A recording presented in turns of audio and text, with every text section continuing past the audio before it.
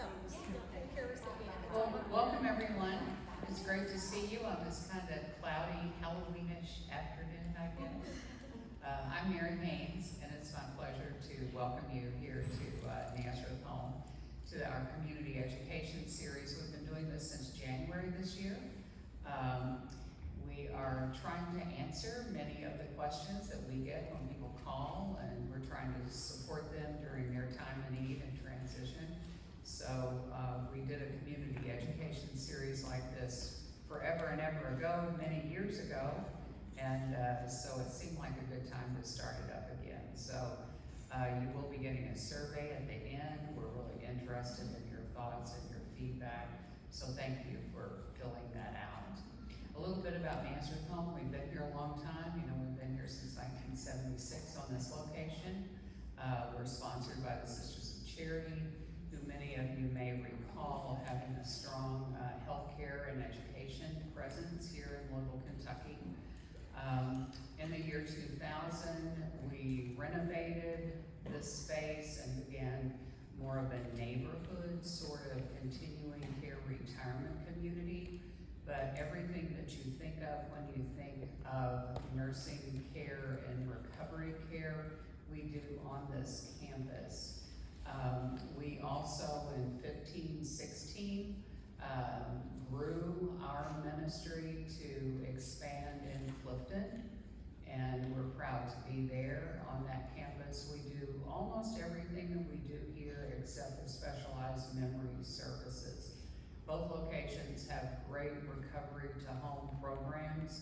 U.S. News and World Reports does a report annually where they name the top 10% recovery centers in America. We're in that top 10%. We're very proud of that. We've been very honored to be named top workplace by a number of periodicals here in the metro. Just recently, we competed in the Courier Journal. When I say compete, our staff compete because they complete those surveys. It's not something that we do, the staff do it. And we were named not just top healthcare, but top workplace, period. So a moment of bragging rights on that I want to offer. I also want to say to you that the reason we do this is really because we're very aware that nursing care is not something that most people want to seek. In fact, you do everything you possibly can to not have to use us. And we're very aware of that, we're humbled by it, and we want to do all that we can to make it a good experience for you. So some of these competitions are just a pathway for us to try to gain that third-party validation and hopefully gain and then keep your trust if we do have the privilege to serve you. So again, I appreciate your being here this afternoon. We're delighted to have Sam Cotton. Sam is a part of the Traeger Institute, which is a part of the University of Louisville, their Optimal Aging Center. They've been in that location since 15 or 16, about the same time we occupied the Thrive Center. Traeger came alongside it, and it's an interdisciplinary service that looks at areas of aging in our community with the aspect of how can people age well, age healthy, and we can all do better. The leadership at the Traeger Center were very involved a few years ago in helping Louisville achieve age-friendly city designation. So in the time they've been there, they've branched out into a lot of health and wellness services. Sam is a master's in social work. She has her PhD. She's worked with us on a couple of projects here, so we're delighted to have her this afternoon. Come on up. Delighted to be here. Let me not screw this up. Okay, can you all hear me? All the way back? Okay, awesome. Thank you, Mary, for that wonderful introduction. As she said, I'm Dr. Sam Cotton, and I work at the University of Louisville Traeger Institute. And one of the roles that I have at the Traeger Institute is working with patients through our Optimal Aging Clinic, and also with individuals who might be wanting to learn more about about the care of older adults in general. So before I get started today, I kind of want to get a little feel for the room about who all is here today. So can I get a show of hands? How many of you are perhaps residents who live here? No? Okay. How many of you are from the community? Okay, from the community. All right, and so you're just interested in learning more about taking better care of yourself. Is that in general? Okay. And then how many of you are professionals working out in the community? No, we have a couple of those as well.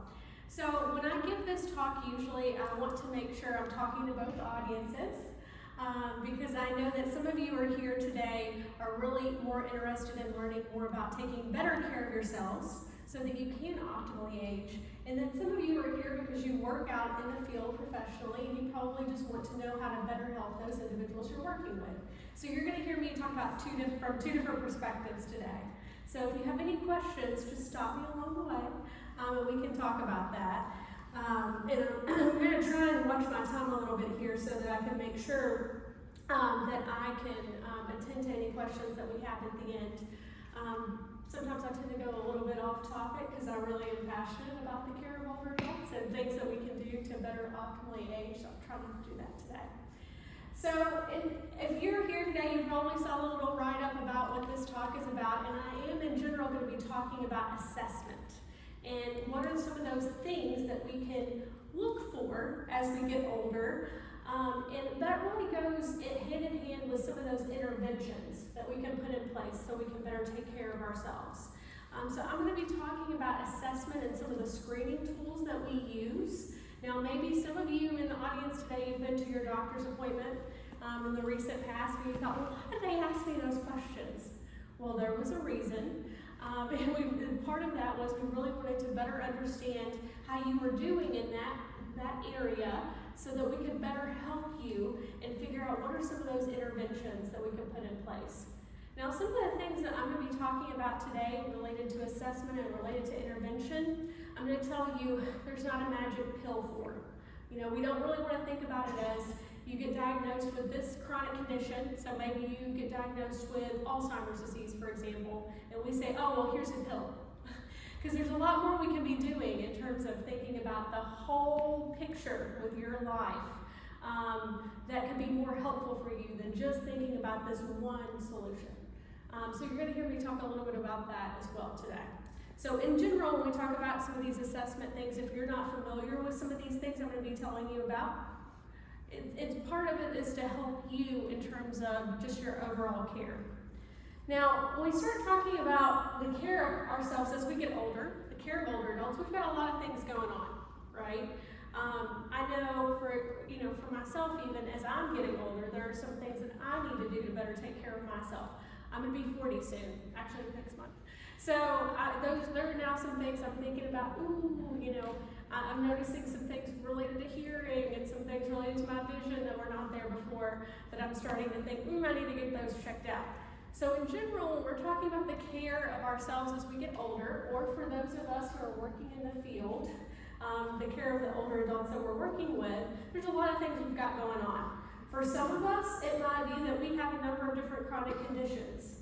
You may have been diagnosed with something like diabetes or COPD or a heart condition. So we want to attend to those needs as well when we talk about assessment and we talk about your care. We might also think about your values and your preferences. Some of you have very specific things that you really want as you get older. Maybe you have in your long-term plan, you want to move to a nursing facility as you get older because you want to be part of a specific community. Maybe some of you want to age in place in your own homes, right? Those are all values and preferences when we start thinking about care that we really need to attend to and to consider. We also want to think about some of these other aspects of care as well that are not necessarily related to those chronic conditions that we might be dealing with, but also very much related because we want to focus in on things like affordability or access to those care and those services. We want to focus in on what are some of those things that from a geographical proximity kind of standpoint that you have access to. What are those different services that you can get to easily as you get older? And for those of you who are in the room who are maybe professionals who are working with older adults, that's also a consideration, right? Anytime that you're working with a client, those are things we kind of have to think about. So in the grand scheme of things, there's a lot of ins and outs to this as we get older and how we can better take care of ourselves. And I want to introduce to you a model of care. Now, I didn't develop this. I wish I did. I'd be, really smart, but also probably made a lot of money at this point. But it's called age-friendly healthcare. And when Mary introduced me, she mentioned that at the University of Louisville Traeger Institute, one of the things that we've really focused on within our team is age-friendly communities. Well, this is an aspect of that. And so when I talk about assessments and I talk about us really taking better care of ourselves from an optimal aging standpoint, I'm going to actually focus on these 4 different areas that can be helpful for all of you to know about. So regardless of if you're a professional or if you're an individual who just wants to know a little bit more about better taking care of themselves, these 4 domains are what we talk about in terms of age-friendly healthcare. This was actually created through the Institute of Health Improvement about 4 or 5 years ago. And so a lot of our organizations and a lot of our primary care providers here in Louisville are now starting to use this as a model of thinking about care. In particular, because a lot of times when we talk about care, we're really, again, it can be all over the place because we as individuals are all very different and we all have very unique needs. And so this is a way of organizing and thinking about those aspects of our care. And I'm going to walk us through this piece, each piece actually, but talking about what matters most and what are some of the things that we can really tell those individuals when we go to our doctor's appointments, those individuals who are in charge of our care, to better help them help us as we get older. But for those of you who are professionals today, some of those questions that you can ask those individuals that you're working with to better understand what matters most to them and allow that to really guide the care that we provide. I'm going to focus on medication and talk you through a little bit about that and how you can advocate for yourself related to different things about your medications that you might be taking. We're going to talk about mentation, which is really kind of that catch-all term for a number of different areas of our health, including brain health, so helping us stay active, stay engaged as we get older.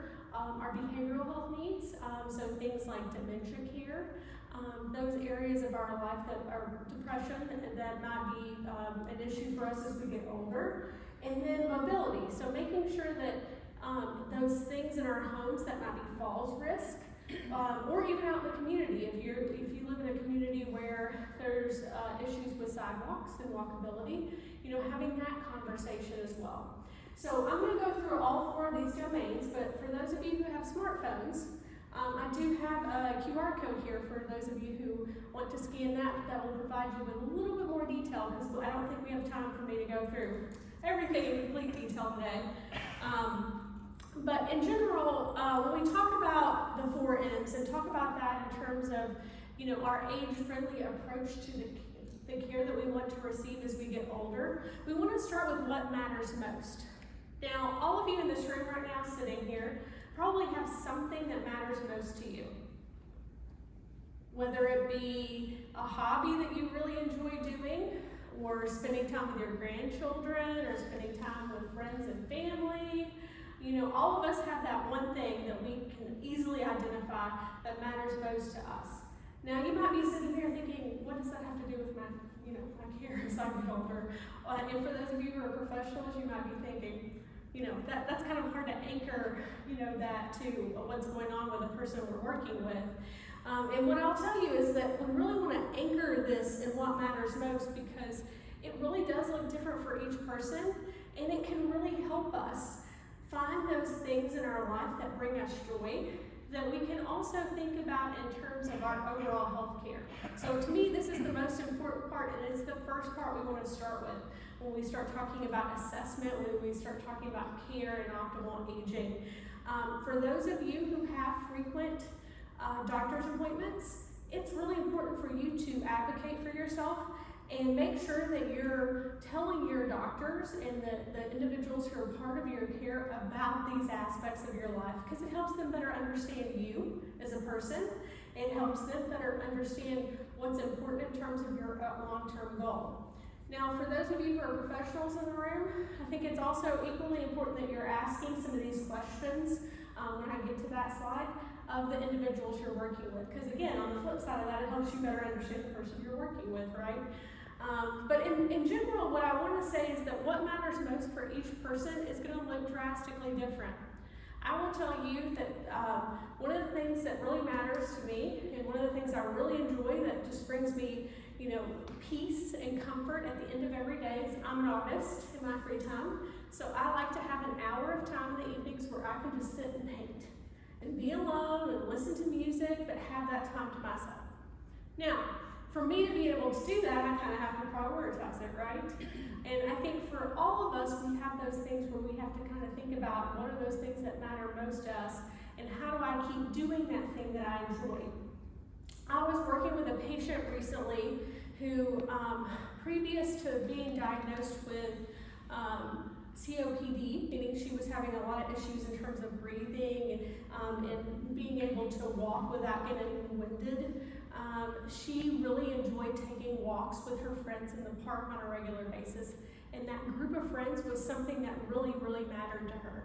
So what we did was we worked with her to figure out, okay, what are those things that we can put in place with you that makes it so that you're able to go and do that thing you enjoy.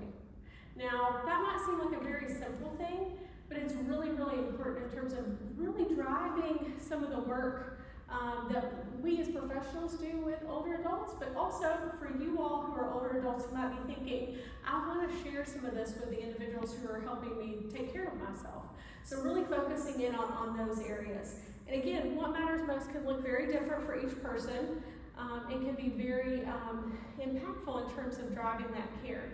And we tend to like to have these conversations really at any moment. So if you're an individual that's sitting in this room and you're about to have an upcoming doctor's appointment, bring this up at your next visit with your provider. Make sure that they better understand who you are and what you have for values and preferences within your care. At our clinic, we try to have these conversations at every appointment, right? And I know sometimes it can feel like as part of your doctor's appointment, it's very fast-paced, and you're really focusing in on some of those things related to maybe your medications or whatever condition you're talking about that day. But bring this up. Let your physicians know what are those things that matter most to you. And again, on the flip side of that, for professionals, these are conversations that can happen at any time, regardless of what's going on with the individual. And here are just some questions that you can consider. And again, this goes for both groups of individuals who are in the room. So if you're a patient going to your doctor's appointment and you don't really know how to start with, sharing with your provider, these are some questions for you to think about. What's important for you today? What are some goals you hope to achieve in the next 6 months or before your next birthday? And share that during your doctor's appointment. And on the flip side of that, making sure for those of you who are professionals in the room that you're asking those people that you're working with these questions, because again, it can just make the world of difference in terms of making that connection and better understanding what's going on with the individual. So then we get to mentation. And when we talk about mentation, I mentioned earlier, that's really a kind of catch-all term for a number of different things related to focusing in on depression that a person might be dealing with, or things like brain health or dementia and Alzheimer's disease.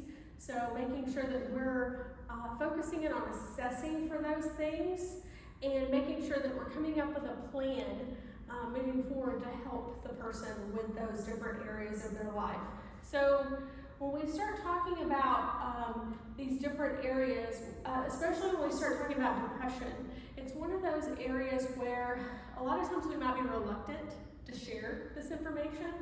I don't know how many of you all have been to the doctor in the last little bit, but they usually ask you a couple of questions about how you're feeling. If you felt down, if you felt lonely, or if you're feeling depressed, depressed in general. And a lot of times the reason we're asking those questions is because we want to make sure that if you're really struggling in those areas, that we're putting into place resources for you to better help you manage or deal with those feelings. And to also make sure that, you know, we're really focusing in on providing that overall care for you. I always like to say that, you know, a lot of times we get, when we start talking about healthcare and taking good care of ourselves, we usually just focus on, you know, all those things related to our biology and our physiology, but we forget that this is all connected to that, right? So the moods that we are in and those things in our lives that are stressful, that we're really struggling with, can really have an impact on our overall care. And so making sure that we really focus in on those areas and making sure we're assessing for it from our standpoint is really important. And I know sometimes those questions that we ask can be very uncomfortable, right? We don't always want to share, you know, some of those things that we're feeling related to, you know, especially if we're feeling kind of down in the dumps, or we're feeling like something's not right here, I'm a little upset about this. It can be difficult to share those things. But what I would encourage you to do is to really have that open and honest conversation when those questions are posed to you, because it can be really helpful in terms of us connecting you to different services that might be helpful.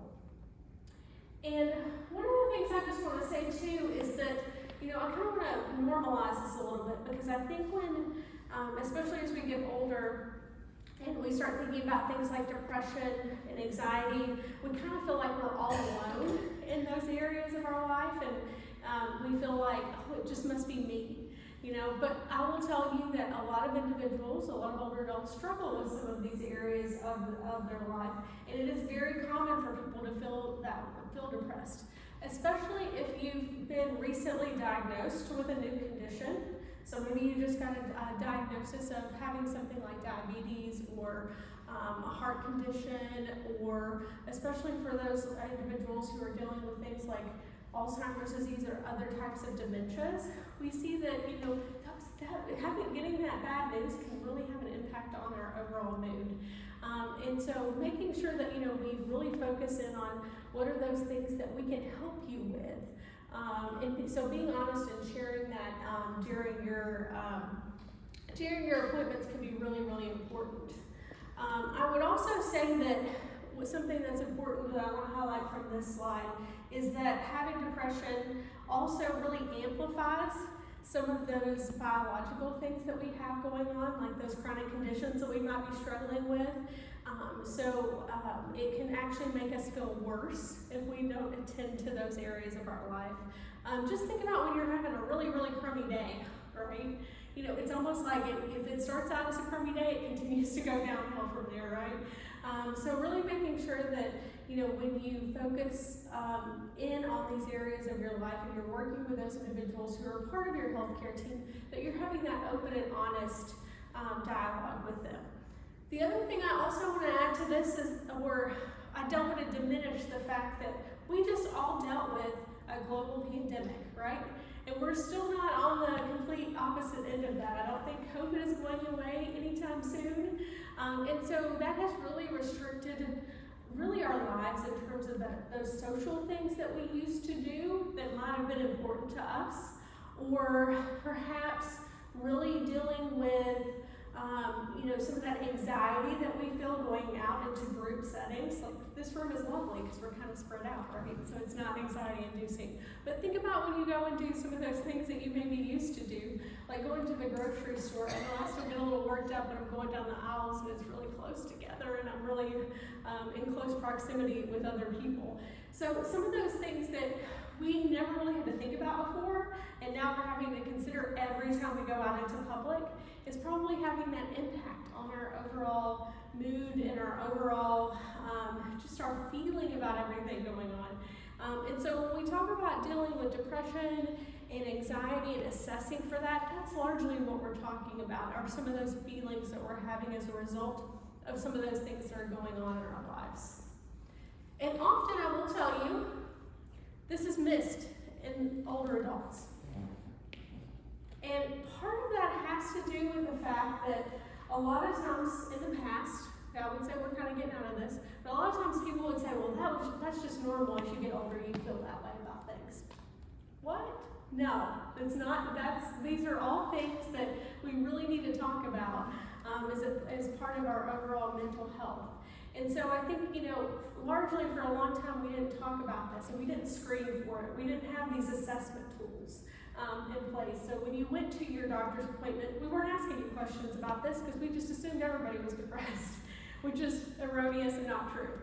And can also have, in terms of some of the other things that we see with other symptoms of various chronic conditions, sometimes depression is a symptom of some other things that you might have going on. So it's really important if you're constantly or continuously having these feelings that we're assessing for them, because it kind of helps us better understand some of those, or be able to rule out some of those other conditions that might be at play here. So again, that's why it's really important for you to have that open and honest conversation with your providers. And in terms of assessing depression, I just want to tell you a couple of things about this. So when you go to your doctor's appointment, you might be asked a slew of questions, right? You might have question fatigue when you leave. And so I see some people shaking their heads, so that's probably a very true thing. But basically what we're trying to get at here when we ask you these questions is, again, to better understand some of these areas of your life so we can better help in terms of your care. There might be something in terms of like if you're dealing with a specific chronic condition and you're really depressed or anxious because of that condition, there's a number of different support groups out there that we can connect you to. Perhaps you just need somebody to talk to kind of process these things. Someone who is a professional, who's not part of your day-to-day life, who you can just confide in and share these bits of your life with. So all of this is really, really important to us to be able to better understand what your needs are.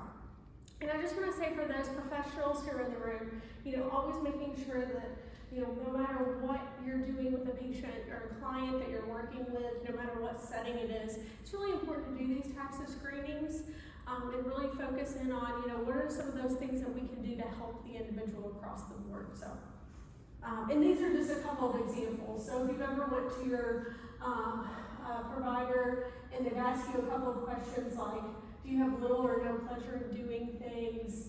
Are you feeling down, depressed, or hopeless? Those are the two most common questions that we ask. That's why we're asking them. It's to help us better understand some of these needs that you might have. And one of the things I also want to make sure, what we always tell our professionals in the room is listen to the person you're working with. Pay attention to what they're saying. Because it's really helpful in terms of just building that rapport and better understanding them, but also trying to think about some of these overarching things that you can put in place with them and some of those resources that might be appropriate for them. Now, if you're in this room and you're going to your doctor's appointment, again, it's really important for you to be very honest with your provider as they're asking you these questions, because they're there to help you. I know that sometimes we ask these questions very quickly, so you feel like, I don't know if I should really say yes to this. I'm uncomfortable. But it's really important for us to be able to hear your voice and to better understand what's going on so that we can better help you. So that's my whole spiel on depression. Please be honest with your provider so we can help you. And then the same goes for when we're assessing for things like dementia. So there's a number of different screening tools as individuals get older that we want to really focus in on and ask these questions over and over again so we kind of have a baseline for where you're at now and moving forward. So as part of your regular appointments, you might be asked a number of different questions that kind of seem like you're like, this seems like a pop quiz in high school or something like that, right? Has anybody ever experienced that? Yeah. So all of these, and I have 4 listed here: the mini-cog, the Montreal Cognitive Assessment, we have the Rapid Cognitive Screening Assessment, and the Mini Mental Status Exam. These are all very similar. They have very similar questions on them. They all just kind of focus in on different aspects of cognitive health. And what they do at the end of the day is help us kind of make a determination of if somebody needs to go for further testing. They don't necessarily tell us a person truly has dementia, or truly has cognitive decline, they're a screener. So they help us kind of flag for those things. So when you go to your doctor's appointment, you might get asked questions like this, and it's really just a screening tool to better help us assess whether or not you need to be sent for more or additional screenings. And for those of you who are professionals in the room, you know, these tools are readily accessible for you and are all validated for use with a wide population of individuals. And I always recommend, you know, if you're worried, even you can even do this with loved ones as well. If you're a little bit worried that someone's showing some signs of cognitive decline, it's really important early on to start doing these on a regular basis so you can track these things and advocate for that person to go for more comprehensive screening. So again, all of that can be really, really helpful in terms of thinking about that bigger picture. And for us to think about, you know, what are those areas that we need to focus in on. The other thing I just want to say briefly on this point is that all of these different screening tools are looking at a number of different things. And so sometimes from the patient standpoint, you might think, these questions are really weird. And it's because we're looking at things like orientation and place and time. So do you know where you're at? Do you know what time it is? Do you know spatially, you know right now you're at Nazareth Homes, for example, at a community presentation. So we're asking questions to help us better understand that. We're also looking at those very, what I would call brief memory type questions. So can you do some quick recall? Like if we give you 5 words and then 5 minutes later we ask you to recall those 5 words, can you do that? And then we're also looking at language. So there's a couple of questions on most of these screeners to help us kind of better understand if you're comprehending the words that you're either reading or that we're saying back to you. So again, all of this helps us better understand from just that holistic health standpoint, what are some of those things that we can do or put in place. And in the interest of time, I'm just going to quickly talk a little bit about why this is so important in terms of dementia care. So I'm assuming most people in the room have heard about dementia. And when we talk about dementia, we're really talking about that umbrella term of a number of different conditions that are all focused on memory loss. Now, some of them present differently. We do have a number of different conditions like Alzheimer's type dementia that we often use sort of interchangeably with the word dementia. And part of that is because anywhere from 60 to 85% of all persons with dementia have Alzheimer's type dementia. So that's why you sort of hear people use those words interchangeably. But Alzheimer's disease is just one type of dementia. And again, a lot of times that the focus on Alzheimer's disease and other types of dementias is really on that memory loss piece, but we know from the way in which every person with dementia presents that it can also have an impact across the whole body.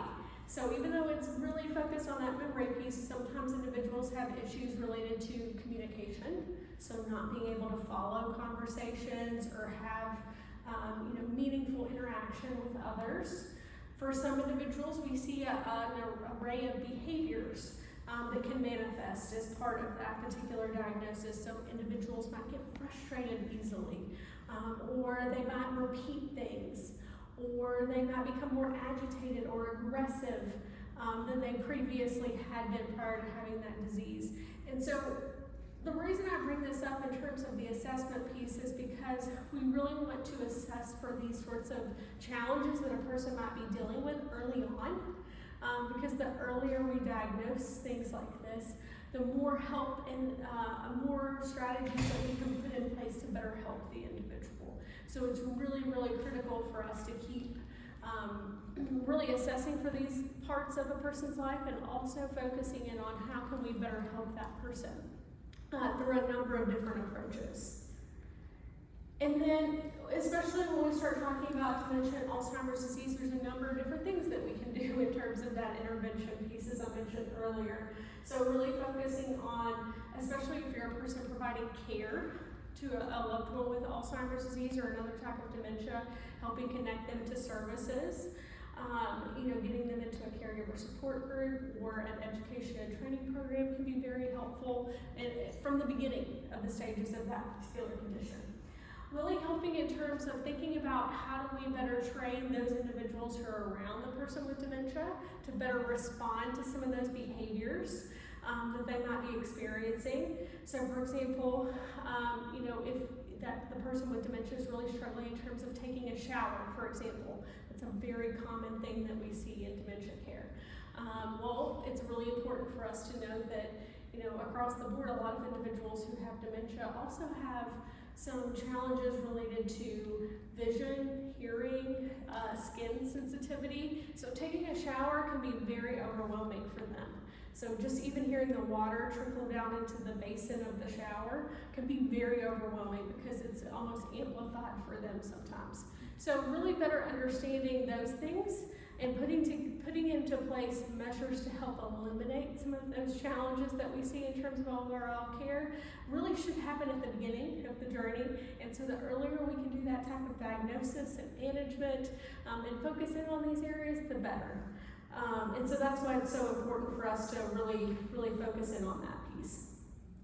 So moving on from mentation to medication. So medication can be very tricky, and I will tell you from a social work standpoint, I see this every day, and I'm not a pharmacist, I'm not an MD, but I'm really involved in the conversation surrounding medication for our patients at our optimal aging clinic. And part of that is because what we see with a lot of our older adults who are living out in our community is that they don't necessarily receive all the information that they need about the medication. So I don't know if you've ever been prescribed a medication and it has a very long name that you don't always know how to pronounce. And so then you get home and you think, what did they tell me that was for? Very easy to happen, right? Because especially if you're on a number of different medications, it all gets kind of jumbled in there. I recently, about a month ago, had bronchitis, and they prescribed me 3 or 4 different medications as part of that. And of course, when they were rattling off what everything was for, I felt like, yes, I got this, I know all this, and I got home and I was like, okay, well, which one was this? Notwithstanding the fact that a lot of times on our medication bottles, the labels are printed very small, right? So the instructions are hard to see. And so sometimes unless there's the little symbol on there for AM or PM, it can be very confusing. And so I would say across the board, when we're talking about the medication part of age-friendly healthcare, it's really important that all of you who are on medications, know what you're on so that you can, go to your doctor and advocate for yourself. But also it's helpful for you in terms of the more you know about the medications you're on, the less likely you are to make a mistake and take the wrong medication at the wrong time. And so all of that can be really important, especially as we get older. And for those of you who are professionals in the room, really helping advocate for those individuals you're working with. I'll tell you, about 5 or 6 years ago, I went on a home visit with a patient in one of our rural communities. So this person lived about an hour away from Louisville. And I was there to do an Alzheimer's disease assessment with this patient. But as part of that, we were doing kind of a total whole health approach. So we were asking her a number of different questions. She was showing us some of the things that she found challenging in her home. And as part of this journey, I was kind of tasked with taking medication reconciliation with her, meaning I was having her pull out all her meds. I was going to write them down as she told me she took them. And then I was going to take it all back to, she had about 4 or 5 different doctors at that time, oncologist, a urologist, cardiologist maybe, and then our primary care provider. So a number of different physicians were kind of involved in this situation, and none of them talked to each other, didn't even know each other, weren't part of the same healthcare system. So I go to ask her about her medications, thinking, oh, she's just going to pull out like a little med minder and we're going to go through it. She brought out a flat laundry basket full of medications. So I immediately start counting, and there were 27 in total, 27 medications, right, across these 4 or 5 providers who, one, just again to reiterate, none of these people were talking, they weren't part of the same healthcare system, so none of this was coordinated care. And she I had her explain to me every medication she was taking. She was very confused about what some of them were for, because again, they had, she'd been prescribed medication, she got it home and got a little bit confused about what was what. A couple of the main points I want to highlight here is that, one, because she was seeing a primary care provider and a number of different specialty providers, some of them were giving her duplicate medications, so she didn't know. So she was on multiple types of high blood pressure medications. I think there was 3 in total. Sometimes people are on 2, right? But it's being monitored by their physician. That was not the case here. So she got, different people had given her that. She didn't know they were all high blood pressure medications, right? So that was causing some issues for her. And she'd had a couple of falls in her home. Could have been because she had some, issues with going from sitting to standing because of her blood pressure being maybe too low. The other thing that was really important to note, and so I'm going to do my whole little spiel about this, it's really important when you go to your doctor's appointment not to just tell them the prescription medications you're taking, but anything over the counter you're taking. She was actually taking Benadryl twice a day, and part of this was because she had seasonal allergies, and she thought that Benadryl was the same as taking a Geriatric or an Allegra or something like that, so she was taking it in the morning. And then in the evening, her son had actually bought her over-the-counter generic brand Benadryl, so it wasn't named brand Benadryl, but it was the same thing. And she was taking that in the evenings because she had a rash on her arm and had been doing this for like 3 months. So it was really itchy, and that helped calm the itch. Well, as we get older, Benadryl is not one of those medications we want to be taking on the regular. It's definitely not a medication we want to be taking twice a day, because it actually can make us very foggy, very groggy, make us feel like we can't remember things. It'll make you a little fuzzy. We call those anticholinergic medications. And so she was taking that twice a day, and that attributed for some of her memory-related issues that we were seeing. So what our team did is we really worked, after that thorough assessment, I took the medications back to all the doctors. We had a kind of sit-down conversation about all of this and invited her into that. We really worked with her to better understand what those medications were for. We got rid of all the duplicates and also a number of different medications she didn't need to be on anymore. And so we got that 27 down to 9, which was, 1, financially more manageable for her, but 2, it was also, from a physiological standpoint, taking that many pills every day can have such a high burden on you, right? So we were able to get rid of those things she didn't need anymore, which was really, really helpful. So I think my point in telling you this story primarily is to say that if you're a person on medications and you're seeing your primary care provider regularly, whatever doctor's appointment you're going to, make sure they know all the medications you're on.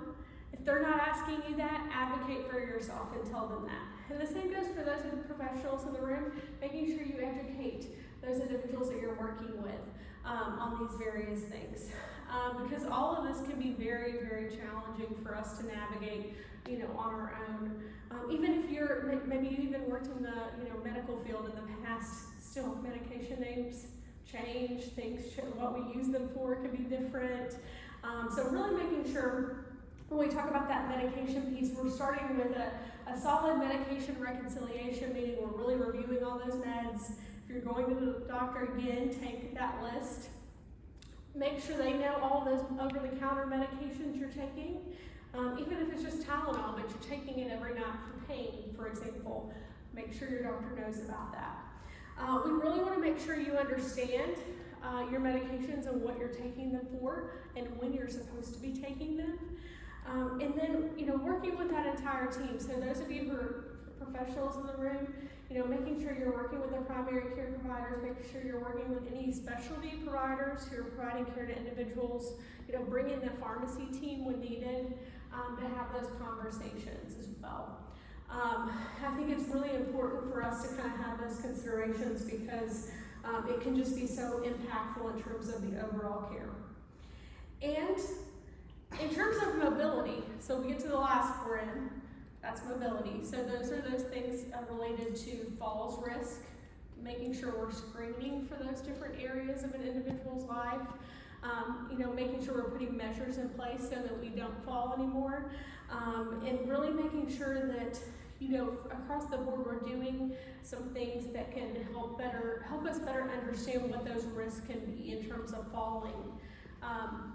So I'll give you another example of this in terms of mobility. One, that person that I talked about earlier who was on the 27 medications, she was having a lot of issues with falling in the home. Well, some of it was the side effects of her medication, so we always want to screen and assess for that. So if you're feeling dizzy, or if you're feeling like you're struggling with your balance, it's time to have that conversation with your provider. I think it's really, really important that we have that honest conversation, because there's some things we can talk about in terms of in your home that we can put in place. The other thing I want to share too is that this was another home visit that I did with a patient wherein we get to the home or we're worried about a number of different things. We get there, everything's perfect, everything's fine. She even had carpet tape underneath her rugs. She'd recently, the reason I was part of this team doing the home visit is she'd recently had a fall, and so they were worried about, what caused this. Well, she even had carpet tape under the rug so she wouldn't trip or slide under the rug. She had appropriate handlebars in her shower. It was a flat home, so she didn't have stairs she was going up and down. And then we got ready to leave. I had a student with me on this journey. And we get ready to leave, and she was like, well, before you leave, and she just kept talking. She was letting the dog out, okay? And so it was a flat home, but she had gotten to where she couldn't take the dog on a walk as many times during the day as when the dog needed to go out, and it wasn't a fenced-in backyard. So she had one of the leashes for the dog that extended so it could go out, and she didn't have to. With it, so she would just open the door, the dog would fly out. It was a very small, cute little dog. You would think it would cause no problems. Well, it would get real excited to come back in the house, and it was wrapping itself around her and all the furniture, and that's what was causing her to fall. So those are things we also need to consider as well. So it's not always sometimes those obvious things that we need to, we just look at. But in general, we want to make sure that we're putting together a comprehensive plan to make sure that people are not falling in their homes, because what happens sometimes when you fall, you break a bone, you might fracture something, you might sprain something. A lot of times you might have to go to the hospital because of that. So we want to make sure we're trying to prevent these things for that reason. So for those of you who are professionals in the room, there is a wonderful screening tool for individuals that you're working with. We call that the STEADY assessment. And it really helps us better understand people's gait, balance, and their risk in general for falls. So it helps us really start laying that foundation for the conversation of, let's figure out what are some of those things that we can put in place in your home to better help you so we can prevent these falls. And then really quickly, I want to go to, because I know we're running out of time because I like to talk too much, but I want to go to an application piece where you all can see this. And I'm using an example of a person. I'm not using his real name or much identifying information about him, but I want you to better understand, when you're going to your doctor, this is really some things that you should be advocating for. And again, for those professionals in the room, things that we need to be doing from a healthcare standpoint. But I'm going to call this patient today John, and when I first started working with John about 5 or 6 years ago, he was 71 years old. He was completely deaf. It was acquired deafness, so he did not know how to do sign language, and so it was very difficult for him to communicate with those around him. When I first started working with him, he wasn't completely deaf, but by the time he passed away a year or so ago, he was completely deaf. So again, very difficult for him to really understand individuals. He was also blind in his right eye, which contributed to some peripheral vision issues, meaning when he was walking down the street, very difficult for him to navigate. He had no family support system, so he was not, what's the word I'm looking for? He didn't have a family here locally who was part of his care. And really, his main source of socialization was going to church. And so he did have some friends from that that he was involved with. Now COVID kind of threw kind of a little issue in that because he was no longer able to go to church during that time they weren't doing services. And he wasn't comfortable with technology, so he couldn't join them via Zoom. So that caused some issues. He also had some multiple chronic conditions he was dealing with, and then a lot of persistent pain, in particular due to a cancer diagnosis that he was struggling with. So again, a lot of things going on here. He had a care team, but they were all very dysfunctional and not working together. So I mentioned those 5 or 6 doctors who were working with my one patient. Same situation here. Not everybody was working together, so he did not have coordinated care. He had a case manager through our area agency on aging who helped coordinate services in his home, meaning people were coming into his home and helping him with those different activities of daily living. He had a financial payee who was helping in terms of his care. He had about 7 or 8 doctors he was seeing for various reasons. One primary doctor, but then other doctors for various chronic conditions he was dealing with. Like I said, he had in-home services, meaning somebody came in his home and helped with homemaking services, with cooking, cleaning, that sort of thing. He also lived in an apartment complex where he was having a lot of issues. For example, because he was deaf, sometimes he would turn on the water to the stove and not hear it and not remember it, and so it would pull off the stove and cause a mess everywhere. Occasionally he would also forget and leave the water faucet running, and so if he had anything in the sink, it would fill up very quickly and run into the apartment. The water would drip into the apartment below him. So a lot of issues there to negotiate and navigate, and so it was really a struggle for him with some of those things. But when we got to doing our assessment with him, despite all of these things he had going on, we really tried to focus on those 4 M's that I talked about earlier and organize his care that way. So one of the things that he really wanted to do is stay independent and live in the community. He really liked living by himself. He liked being able to navigate his community by himself. One of his favorite things to do was to walk to the local grocery store and buy groceries on his own. He liked being able to pick out, those items that he was purchasing. And this became kind of problematic because of the mobility piece when we got to that, because there were great sidewalks in his community, and he was heavily reliant on walking to those or to the store. So that was a huge issue for him. He also had, I think I mentioned this earlier, some dizziness, which makes us concerned about falls risk. In terms of that depression piece, we were really worried under the mentation kind of area about that loneliness, that isolation, particularly during COVID. And really because of his declining health, some of those depression pieces of the puzzle, him feeling very down because he was, recognizing that his health was not as good as it once was. In terms of his medication, he was on quite a few medications.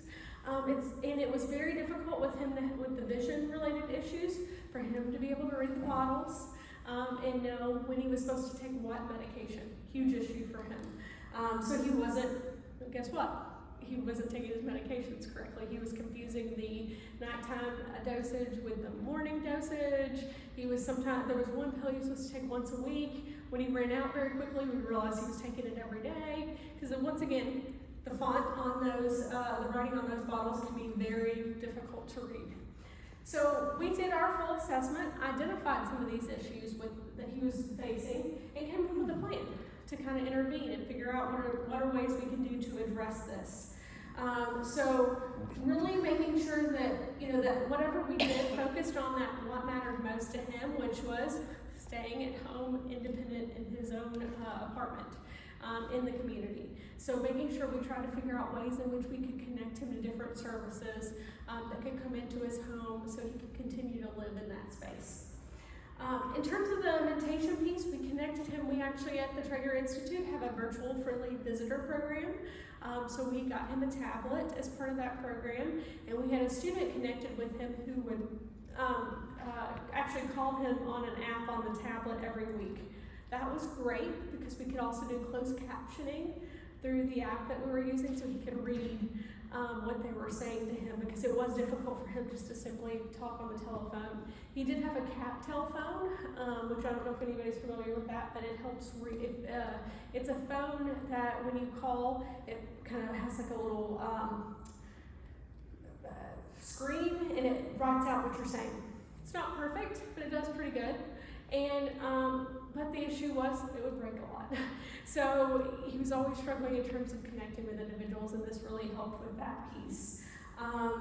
We also worked with him in terms of the medication piece to help better understand his medications and explain to him what some of those medications were for.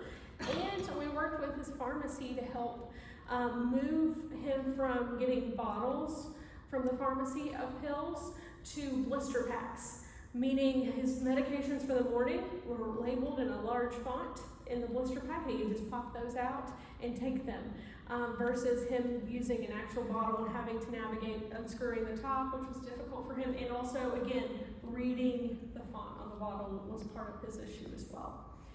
So we worked with him on that piece.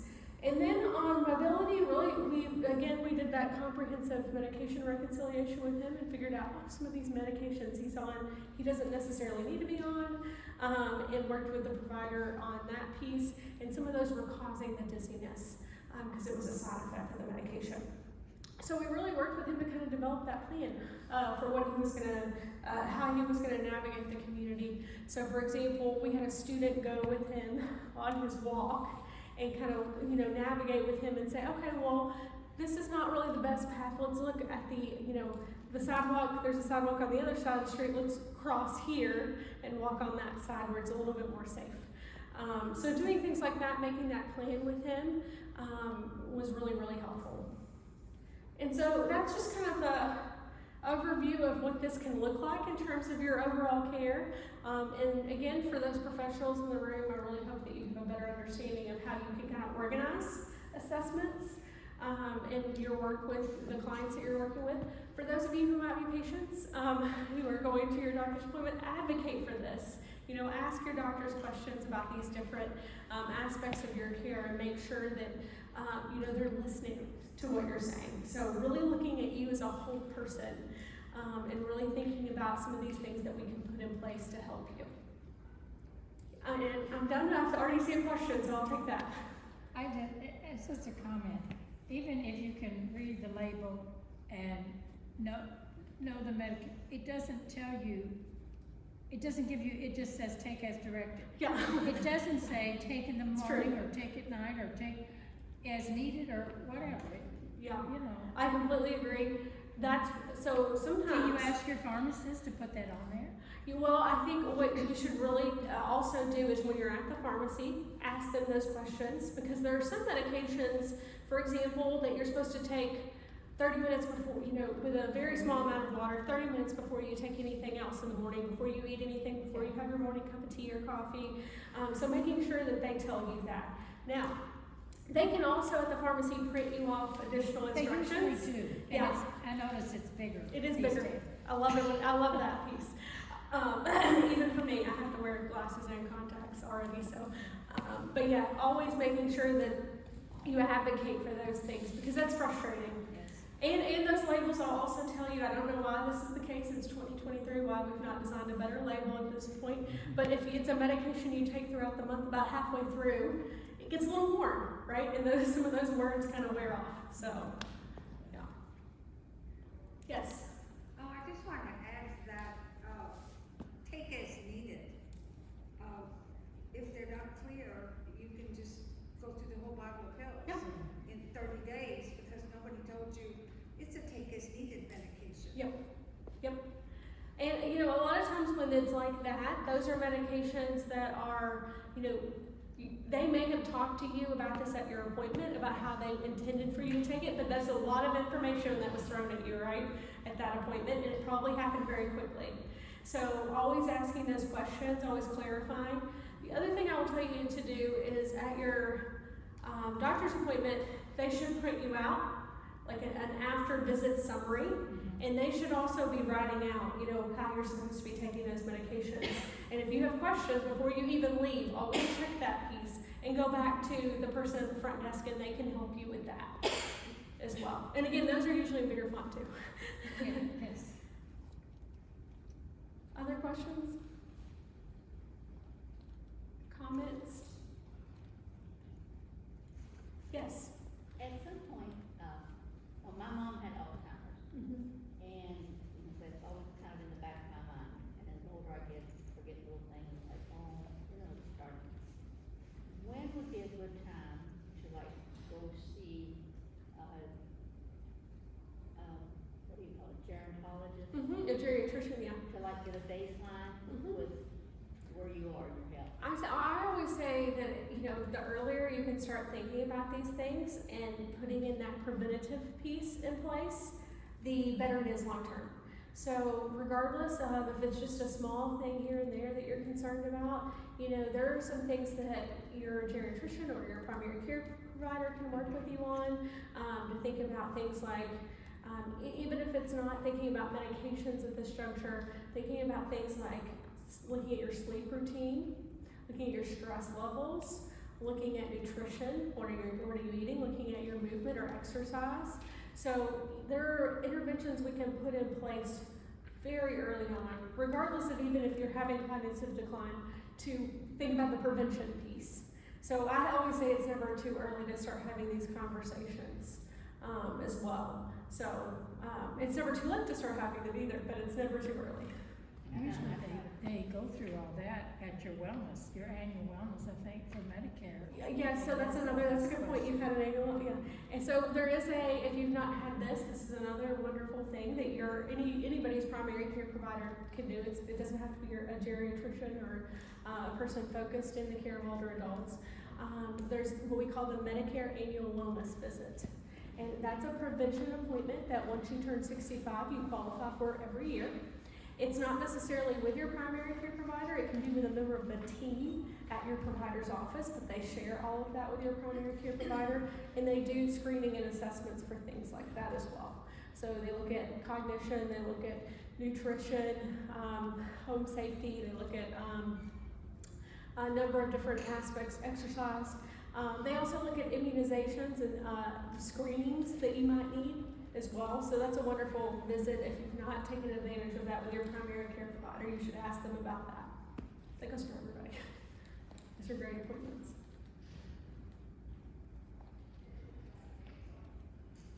Any other questions?